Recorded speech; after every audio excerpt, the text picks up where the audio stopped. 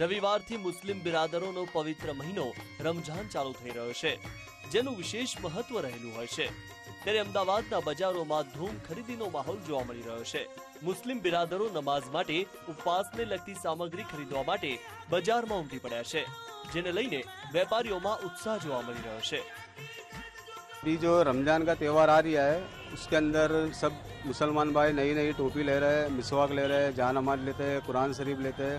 वो हिसाब से पूरा महीना का सब सामान खरीदी होती है और अभी मार्केट चल रहा है, अच्छा है मार्केट, ग्राहकी खुल रही है रमज़ान की।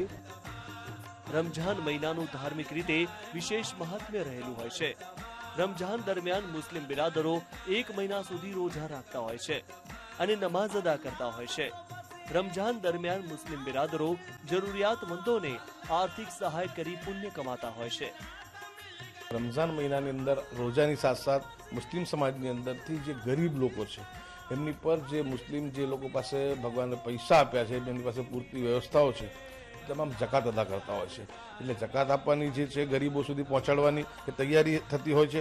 બીજું કે રમઝાન માસની અંદર કુરાન શરીફનું પઠન થાય છે અને ખાસ જે રમઝાનની એક નમાઝ છે તરાવીની નમાઝ, એ તરાવીની નમાઝ સમગ્ર રમઝાન દરમિયાન તમામ મસ્જિદોની અંદર થતી હોય છે।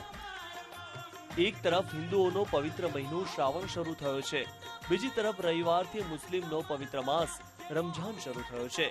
ત્યારે સમગ્ર 1 મહિના સુધી ભક્તિ ભાવનો અનેરો સંગમ જોવા મળશે। ધીમન જિંગર, VTV, અમદાવાદ।